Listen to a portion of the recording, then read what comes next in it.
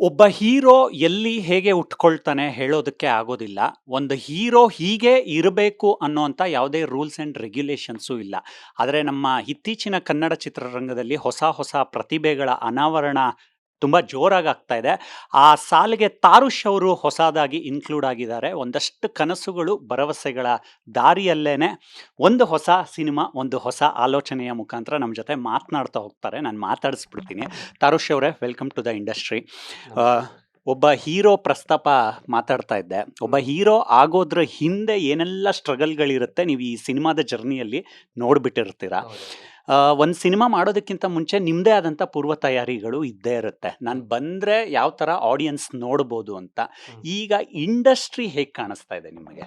ಸದ್ಯದ ಪರಿಸ್ಥಿತಿಯಲ್ಲಿ ಎಲ್ಲರಿಗೂ ಗೊತ್ತಿರೋ ಹಾಗೆ ಚಿತ್ರರಂಗದ ಪರಿಸ್ಥಿತಿ, ಅನೇಕರು ಥಿಯೇಟ್ರ್ ಕಡೆ ಬರ್ತಿಲ್ಲ ಅಂತ ಹೇಳ್ತಾ ಇದ್ದಾರೆ. ಮತ್ತು ಹೊಸ ಪ್ರತಿಭೆಗಳು, ಹೊಸ ಹೀರೋಗಳು ಹಾಗೂ ಹೊಸ ಡೈರೆಕ್ಷನ್ ಟೀಮ್ಸ್ ಆಗಲಿ, ತಂಡ ಗೆಲ್ಲಬೇಕು. ಅದು ತುಂಬ ಅತ್ಯಗತ್ಯ ಇದೆ ನಮ್ಮ ಕನ್ನಡ ಚಿತ್ರರಂಗಕ್ಕೆ. ಅದೇ ಹೇಳ್ತಾರಲ್ಲ, ಹಳೆ ನೀರು ಜೊತೆಗೆ ಹೊಸ ನೀರು ಬರ್ತಾಗಲೇ ಅದು ಸ್ವಚ್ಛತೆಯಿಂದ ಕಾಣುತ್ತೆ ಅಂತ. ಆ ಥರ ಆಗಬೇಕು. ಮತ್ತು ತಯಾರಿಗಳು ಅಂತೇಳಿದ್ರೆ ಪ್ರತಿಯೊಬ್ಬರು ಹೊಸೊಬ್ಬರು ಅವ್ರದ್ದೇ ಆದ ಒಂದು ರೀತಿಯಲ್ಲಿ ತಯಾರಿ ಮಾಡ್ಕೊಂಡು ಬರ್ತಾರೆ. ಬಟ್ ಇಲ್ಲಿ ಸುದೀರ್ಘ ಕಾಲ ಇರಬೇಕು ಅಂದರೆ ಅದಕ್ಕೆ ಬೇರೆ ಒಂದು ಶ್ರಮ ಬೇಕು. ಅದು ನಮ್ಮ ಕನ್ನಡದ ಚಿತ್ರರಂಗದಲ್ಲಂತೂ ತುಂಬ ಪರಿಶ್ರಮ ಬೇಕು. ಸೊ ನಾವು ಅಷ್ಟೇ ಒಂದು ಥಿಯೇಟ್ರ್ ಅಂದರೆ ಕಾಲೇಜ್ ಇಂದನೇ ಥಿಯೇಟ್ರ್ ಅಂದರೆ ರಂಗಭೂಮಿಯಿಂದ ಕಾರ್ಯ ಮಾಡಿಕೊಂಡು ಸುಮಾರು ಶೋಗಳು ಮಾಡಿಕೊಂಡು ಕಿರುಚಿತ್ರಗಳು ಮಾಡಿಕೊಂಡು ಎಲ್ಲ ಥರ ತರಬೇತಿಗಳು ತೊಗೊಂಡು ಬಂದ್ರಿ. ಬಟ್ ಅಷ್ಟು ಸಾಕಾಗಲ್ಲ.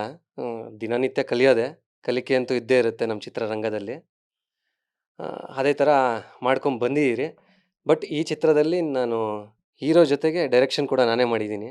ಸೊ ಏನಕ್ಕೆ ಅಂತೇಳಿದ್ರೆ ಕೆಲವೊಂದು ಅವಕಾಶಗಳು ಸಿಗದೆ ಹೋದಾಗ ನಮಗೆ ನಾವು ಅವಕಾಶ ಮಾಡ್ಕೋಬೇಕು ಅಂತ ಹೇಳ್ತಾರಲ್ಲ, ಹಾಗಾಗಿ ಸೊ ಮಾಡಿದ್ದೀನಿ. ನಮ್ಮ ಪ್ರಯತ್ನ ನಾವು ಪಟ್ಟಿದ್ದೀರಿ. ಇನ್ನು ಮುಂದಿಂದು ಕರ್ನಾಟಕ ಜನತೆ ಕೈ ಹಿಡಿಬೇಕು. ಸೊ ಈ ಥರ ಇದೆ. ರಂಗಭೂಮಿಯಲ್ಲಿ ನಾಟಕಗಳಲ್ಲಿ ಕೆಲಸ ಮಾಡ್ತಾ ಇದ್ರಿ, ಒಂದಷ್ಟು ಶಾರ್ಟ್ ಫಿಲಮ್ಸ್ ಮಾಡಿದ್ರಿ. ಅಂದರೆ ನಿಮ್ಮನ್ನ ನೀವು ಒಂದು ಪ್ರಯೋಗಕ್ಕೆ ಹಾಕ್ಕೊಳ್ಳೋದು, ಅಂದರೆ ನಾನು ಏನು ಮಾಡಬಲ್ಲೆ ಅಂತ. ಸಾಧ್ಯತೆಗಳನ್ನು ಮೀರಿ ನಾನು ಒಬ್ಬ ಕಲಾವಿದನಾಗಿ ಏನು ಮಾಡಬೇಕು ಅನ್ನೋದು ಇದ್ದೇ ಇರುತ್ತೆ. ಈ ಹೀರೋ ಆಗೋ ಕಾನ್ಸೆಪ್ಟ್ ಹುಟ್ಟಿದ್ ಯಾವಾಗ ನಿಮಗೆ? ಹೀರೋ ಆಗಬೇಕು ಅನ್ನೋದಕ್ಕಿಂತ ಫಸ್ಟ್ ನಟನ ಆಗಬೇಕು ಅಂತ.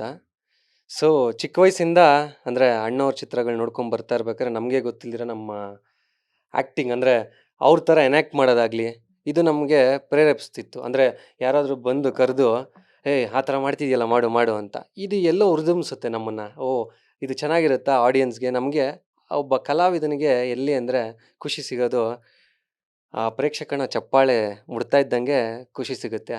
ಮತ್ತು ಆ ಪ್ರೋತ್ಸಾಹ. ದುಡ್ಡಿಲ್ಲ ಅಂದರೂ ತೊಂದರೆ ಇಲ್ಲ ಒಬ್ಬ ಕಲಾವಿದನಿಗೆ. ಆದರೆ ಆ ಚಪ್ಪಾಳೆ ಮತ್ತು ಪ್ರೋತ್ಸಾಹ ಇದ್ದಷ್ಟು ಕಾಲ ಕಲಾವಿದ ಎಂದಿಗೂ ಸಾಯಲ್ಲ. ಸೊ ಹಾಗಾಗಿ ನಮಗೆ ಅಲ್ಲಿಂದ ಶುರುವಾಗಿದ್ದು. ಅಂದರೆ ಡ್ಯಾನ್ಸ್ ಆಗಲಿ, ಸೊ ಈ ಥರ ಅಲ್ಲಲ್ಲಿ ಗಣೇಶ ಹಬ್ಬಗಳಿಗೆ ನಾಟಕಗಳಿರ್ಬೋದು, ಇಲ್ಲ ಊರ ಹಬ್ಬಗಳಿಗೆ ಡ್ಯಾನ್ಸ್ ಇರ್ಬೋದು, ಸೊ ಕಾಲೇಜಲ್ಲಿ ಡ್ಯಾನ್ಸ್ ಇರ್ಬೋದು. ಈ ಥರ ಇವೆಲ್ಲ ಅಲ್ಲಿಂದ ಹುಟ್ಕೊಂಡಿದ್ದು. ನಾವು ನಾಟಕಗಳು ನೋಡ್ತಾ ಮಾಡ್ತಾ ಅಲ್ಲಿಂದ ಹುಟ್ಟಿದ್ದು ಆಸೆ. ಹೋಗ್ತಾ ಹೋಗ್ತಾ ಅದು ಅರಿವಾಯಿತು. ನಾವಿಲ್ಲ, ಇದೇ ನನ್ನ ಜೀವನ ಮಾಡ್ಕೋಬೇಕು. ಯಾಕಂದರೆ ನನಗೆ ಆಸಕ್ತಿ ಇರೋದು ಇದೆ. ಬೇರೆ ಕಡೆ ಹೋದರೆ ಅಷ್ಟು ಆಸಕ್ತಿ ಇರ್ತಾ ಇರಲಿಲ್ಲ. ಸೊ ಹಾಗಾಗಿ ಅಂದಿನಿಂದ ನಾವು ರಂಗಭೂಮಿದ ಕಡೆ ದಾರಿ ತೋರಿತ್ತು. ಅಲ್ಲಿ ಹೆಜ್ಜೆ ಇಟ್ಟು ಅದನ್ನ ನಂತರ ಬರೀ ರಂಗಭೂಮಿ ಒಂದೇ ಸಾಲದು, ನಮಗೆ ಕ್ಯಾಮ್ರಾ ಆ್ಯಂಗಲ್ ಫೇಸಿಂಗ್ ಗೊತ್ತಾಗಬೇಕಾಗುತ್ತಲ್ಲ. ಸೊ ಹಾಗಾಗಿ ಕಿರುಚಿತ್ರಗಳನ್ನ ನಾವೇ ಮಾಡ್ತಾ, ಸೊ ಹೆಂಗೆ ತಯಾರಿ ಮಾಡ್ಕೋಬೇಕು ಒಬ್ಬ ಆ್ಯಕ್ಟ್ರ್ ಆಗಲಿ, ಒಬ್ಬ ಹೀರೋ ಆಗಲಿ ಒಂದು ಆಗಬೇಕು ಅಂತೇಳಿದ್ರೆ ಈ ಥರ ತಯಾರಿಗಳು ಮಾಡಿಕೊಂಡ್ರೆ ಸರ್. ತಾರುಷ್, ಒಬ್ಬ ಔಟ್ಸೈಡರ್ ಆಗಿ ನೀವು ಇಂಡಸ್ಟ್ರಿ ಕಾಲಿಟ್ಟಿದ್ದೀರಾ ಈಗ ಜಾಲಿ ಚಿತ್ರದಿಂದ. ಆದರೆ ನಿಮಗೆ ಪ್ರಾರಂಭದಿಂದನೂ ಸ್ಯಾಂಡಲ್ವುಡ್ ಸಪೋರ್ಟ್ ಇದ್ದೇ ಇದೆ. ಧ್ರುವ ಸರ್ಜಾ ಅವರು ಒಂದು ವಿಶ್ ಮಾಡ್ತಾರೆ ನಿಮಗೆ. ಉಮಾಪತಿ ಶ್ರೀನಿವಾಸ್ ಗೌಡ ಅವರ ಬೆಂಬಲ ಕೂಡ ಇದೆ. ಇವರೆಲ್ಲ ನಿಮಗೆ ಕೊಡೋವಂಥ ಇನ್ಪುಟ್ಸ್ಗಳು ಹೇಗಿರುತ್ತೆ? ತಾರುಷ್ ಯಾವುದನ್ನು ಮಾಡಬೇಕು, ಯಾವುದನ್ನು ಮಾಡಬಾರ್ದು?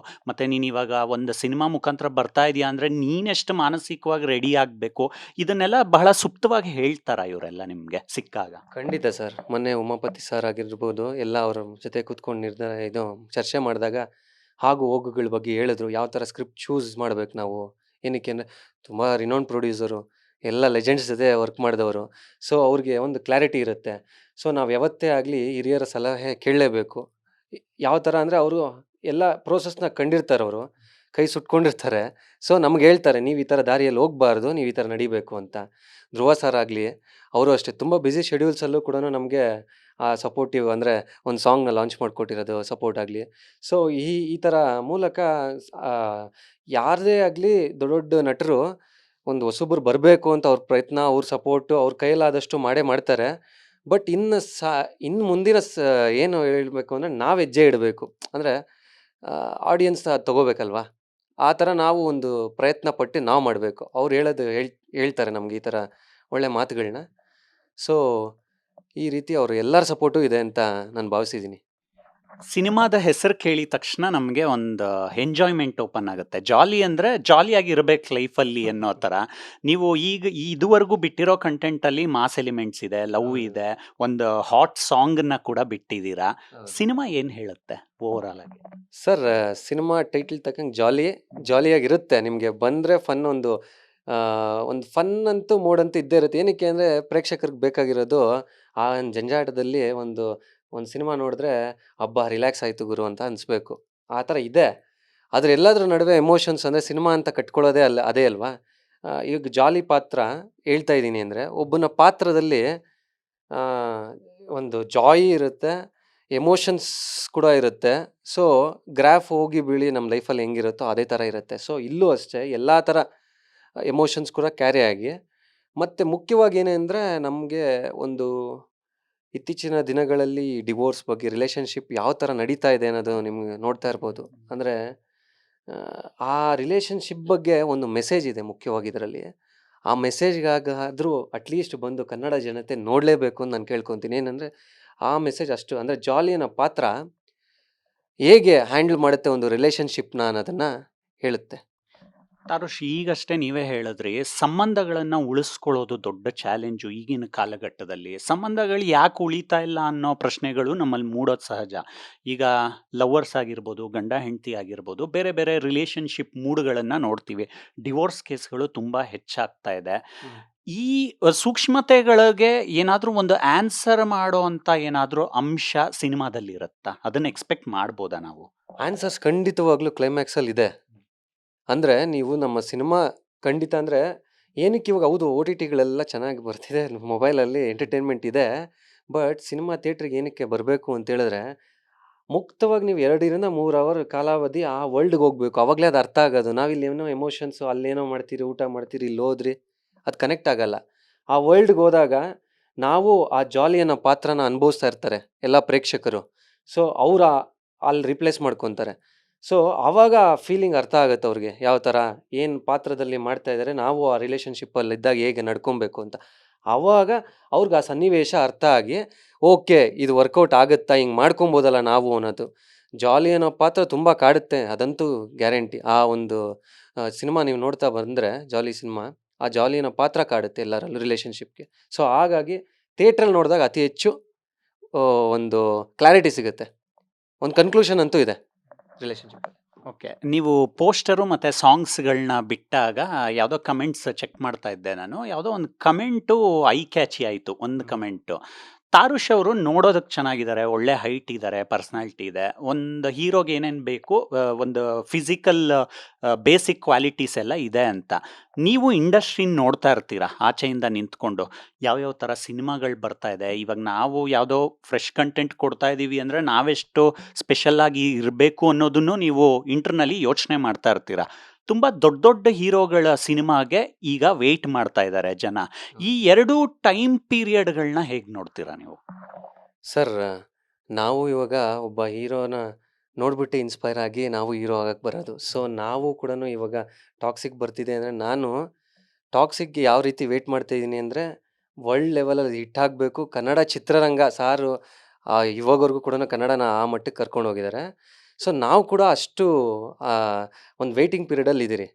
ಸೊ ದಟ್ ಏನಂದರೆ, ಅವ್ರದ್ದು ಎಲ್ಲರದು ಮಾರ್ಗದರ್ಶನ ನಮಗೆ ಒಂದು ಕಂಪ್ಲೀಟ್ಲಿ ಒಂದು ಫಿಲಿಮ್ಗೆ ಫುಲ್ಫಿಲ್ಡ್ ಆಗಿರುತ್ತೆ. ಸೊ ನಾವು ಕಾಂಪಿಟೇಷನ್ ಅಂತಾನೂ ಅನ್ಕೊಳಲ್ಲ, ಏನಿಲ್ಲ.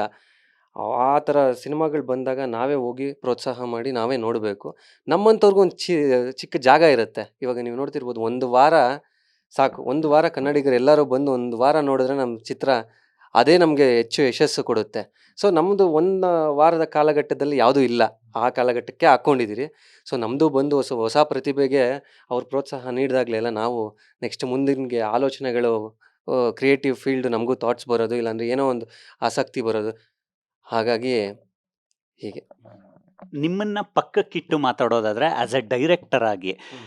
ನೀವು ಪ್ರೇಕ್ಷಕರಿಗೆ ಏನ್ ಹೇಳ್ತೀರಾ? ನನ್ನ ಸಿನಿಮಾದಲ್ಲಿ ನನ್ನನ್ನ ಬಿಟ್ಟು ಈ ಕೀ ಪಾಯಿಂಟ್ಸ್ಗಳು, ಪ್ಲಸ್ ಪಾಯಿಂಟ್ಗಳು ಇದಾವೆ, ಅದ್ ನಿಮಗ್ ಖಂಡಿತ ಇಷ್ಟ ಆಗೇ ಆಗತ್ತೆ ಅಂತ. ಕೀ ಪಾಯಿಂಟ್ಸ್ ಅನ್ನೋದು, ನಾನು ಪ್ರತ್ಯೇಕವಾಗಿ ನಾನು ನಟನಾಗಬೇಕು. ಸೊ ದಟ್ ಅದು ಹೇಗೆ ಅಂದರೆ, ಡೈರೆಕ್ಟ್ರಿಗೆ ಒಂದು ಆಯುಧ ಸಿಕ್ಕಿದ್ರೆ ಹೇಗಿರುತ್ತೆ ಆ ಥರ, ನೀವು ಯಾವ ಥರ ಆದರೂ ಯೂಸ್ ಮಾಡ್ಕೊಳ್ಳಿ ಈ ಆಯುಧನ ಅಂತ. ಆ ಥರ ಫೈರಿಂದ ಇದ್ದಿದ್ದು. ಸೊ ಇವಾಗಲೂ ಇದ್ದೀರಿ, ಬಟ್ ಹೋಗ್ತಾ ಹೋಗ್ತಾ ಹೋಗ್ತಾ ಎಲ್ಲೋ ಒಂದು ಪ್ರೋತ್ಸಾಹ, ಇನ್ನು ಒಂದು ಆ ಒಂದು ಐಡೆಂಟಿಟಿ, ಅಟ್ಲೀಸ್ಟ್ ನಮ್ಮ ಕಲಾವಿದಂಗೆ ಅವಾಗಲೇ ಹೇಳ್ದಂಗೆ ಆ ಒಂದು ಪ್ರೋತ್ಸಾಹ ಸಿಕ್ಕಿದಾಗಲೇ ನಮ್ಗೆ ಇನ್ನೂ ಮುಂದೆ ಬರೋದು. ಸೊ ಇವಾಗ ಹೇಳಿದ್ನಲ್ಲ, ಇನ್ನೂ ಅಷ್ಟು ಅವಕಾಶಗಳು ಸಿಕ್ಕಿಲ್ಲ. ಅದು ಸಿಗದಿರೋ ಕಾರಣ ನಾನು ಡೈರೆಕ್ಷನ್ ಮಾಡ್ಕೊಂಡಿದ್ದೀನಿ. ಸೊ ನನಗೆ ಕಂಪ್ಲೀಟಾಗಿ ಏನಂದರೆ, ಸಿನಿಮಾ ಆ್ಯಕ್ಟಿಂಗ್ ಮೇಲೆ ಜಾಸ್ತಿ ಫೋಕಸ್ ಮಾಡ್ತೀನಿ. ಇನ್ನೇನಂದರೆ ಎಡಿಟಿಂಗ್ ಕೂಡ ಈ ಸಿನಿಮಾಗೆ ನಾನೇ ಮಾಡಿದ್ದೀನಿ. ಸೊ ಇದೆಲ್ಲನೂ ಒಗ್ಗೂಡಿಸಿ ಏನಂದರೆ, ನಾವು ಒಂದು ಹೋಗ್ತಾ ಇರೋ ದಾರಿಯಲ್ಲಿ ಆ ಗುರಿಯಲ್ಲಿ ಮುಟ್ಟಬೇಕು ಅಂತೇಳಿದ್ರೆ ಏನೇ ಅಡ್ಡಿ ಆತಂಕಗಳು ಬಂದರೂ ಅಲ್ಲಿ ಹೋಗ್ತೀರಿ. ಸೊ ಹಾಗಾಗಿ ಆ ಒಂದು ಛಲದಿಂದ ಇರೋದಕ್ಕೆ ಎಲ್ಲ ಇದು ಮಾಡಿದ್ದೀನಿ. ಬಟ್ ಪ್ರತ್ಯೇಕವಾಗಿ ನಾನು ಆ್ಯಕ್ಟರ್ ಆಗಬೇಕಷ್ಟೆ. ಕೊನೆಯದಾಗಿ ತಾರುಷ್, ಶುಕ್ರವಾರದ ರೇಸ್ಗಳನ್ನ ನಾವು ನೋಡ್ತಾ ಇದ್ದೀವಿ. ಹೌದು, ನಾವು ಬರ್ತಾ ಇದ್ದೀವಿ ಅಂದ್ರೆ ನಮಗೊಂದು ಪ್ರೈಮ್ ಟೈಮ್ ಓಪನ್ ಆಗಲಿ ಅನ್ನೋದು ಇದ್ದೇ ಇರುತ್ತೆ. ಆಸ್ ಅ ಸಿನಿಮಾ ಮೇಕರ್ ಆಗಿ ನಿಮಗೆ ಅದೊಂದು ದೊಡ್ಡ ಜವಾಬ್ದಾರಿ, ದೊಡ್ಡ ಹೊಣೆಗಾರಿಕೆ. ಅದೆಲ್ಲವನ್ನು ಗಮನದಲ್ಲಿ ಇಟ್ಕೊಂಡು ಈಗ ರಿಲೀಸ್ ಡೇಟು ಅನೌನ್ಸ್ಮೆಂಟ್ ಮಾಡ್ತೀರಾ, ಟ್ರೈಲರ್ ಬಂದಿದೆ, ಪ್ರೇಕ್ಷಕರಿಗೆ ಏನು ಹೇಳ್ತೀರಾ ನೀವು? ಅದೇ ಪ್ರೇಕ್ಷಕರಿಗೆ ನಾನು ಕೇಳ್ಕೊಳ್ಳೋದು ಒಂದೇ, ಹೊಸ ಪ್ರತಿಭೆಗಳಿಗೂ ಸಪೋರ್ಟ್ ಮಾಡಿ, ಮತ್ತು ಥಿಯೇಟ್ರಿಗೆ ಬಂದು ಸಿನಿಮಾ ನೋಡಿ ಅಂತ ಕೇಳ್ತೀನಿ. ಏನಕ್ಕೆ ಅಂತ ಹೇಳಿದ್ರೆ, ಇವಾಗ ಕನ್ನಡದ ಚಿತ್ರರಂಗದ ಪರಿಸ್ಥಿತಿ ನಿಮ್ಗೆ ಗೊತ್ತಿರೋ ಹಾಗೆ. ಬಟ್ ಎಲ್ಲೋ ಒಂದು ಅನಿಸ್ಬಾರ್ದಲ್ವಾ, ಕನ್ನಡ ಚಿತ್ರರಂಗ ಅನ್ನೋದು ಇತ್ತು ಅನ್ನೋ ಮಟ್ಟಿಗೆ ಮಾತ್ರ ಕರ್ಕೊಂಡು ಹೋಗಬೇಡಿ, ದಯಮಾಡಿ ಕೇಳ್ಕೊತೀನಿ. ಇವಾಗಲೇ ಎಲ್ಲ ಸಿಂಗಲ್ ಸ್ಕ್ರೀನ್ಗಳು ಮುಚ್ಚೋಗ್ತಾ ಇದ್ದಾವೆ. ಇದು ಒಂದು ಉದ್ಯಮ. ಈ ಉದ್ಯಮ ಎಲ್ಲ ಉದ್ಯಮದಲ್ಲೂ ಏಳು ಬೀಳು ಅನ್ನೋದು ಇದ್ದೇ ಇರುತ್ತೆ. ಸೊ ಈ ಉದ್ಯಮದಲ್ಲಿ ಇವಾಗ ಸದ್ಯದಲ್ಲಿ ಬಿದ್ದಿದ್ದಾಗ ಎತ್ತಬೇಕಾಗಿರೋ ಪರಿಸ್ಥಿತಿ ಮತ್ತು ಎತ್ತಬೇಕಾಗಿರೋ ಇದು ಆಡಿಯನ್ಸ್ಗೆ ಇದೆ, ಬಿಟ್ಟಿದ್ದೀವಿ ನಾವು. ಸೊ ಆಡಿಯನ್ಸೇ ನೀವು ನೋಡಿ ಪ್ರೋತ್ಸಾಹ ನೀಡಬೇಕು ಅಂತ ಕೇಳ್ಕೊತೀನಿ. ಓಕೆ ತಾರುಷ್, ರಿಲೀಸ್ ದಿನ ಸಿಗ್ತಾ ಇರೋಣ. ಇನ್ನಷ್ಟು ಹೊಸ ಹೊಸ ವಿಷಯಗಳು ನಿಮ್ಮಿಂದ ಆಚೆ ಬರ್ತಾ ಇರಲಿ. ಸಿನಿಮಾಗೆ ನೀವು ಅನ್ಕೊಂಡಿರುವಂತಹ ಔಟ್ಪುಟ್ಗಳು, ಏನು ಫಲಿತಾಂಶ ನೀವು ಎಕ್ಸ್ಪೆಕ್ಟ್ ಮಾಡ್ತಾ ಇದ್ದೀರಾ, ಅದು ನಿಮಗೆ ಸಿಗ್ತಾ ಇರೋಣ. Once again welcome to the industry. Thank you. ಇವಿಷ್ಟು ಯುವ ನಟರಾಗಿರೋ ತಾರುಷ್ ಅವರ ಮಾತುಗಳು. ಕ್ಯಾಮ್ರಾ ಪರ್ಸನ್ ರಾಘವೇಂದ್ರ ಜೊತೆ ಮಾವಳಿ ಕಾರ್ತಿಕ್, ಕರ್ನಾಟಕ ನ್ಯೂಸ್ ಬೀಟ್.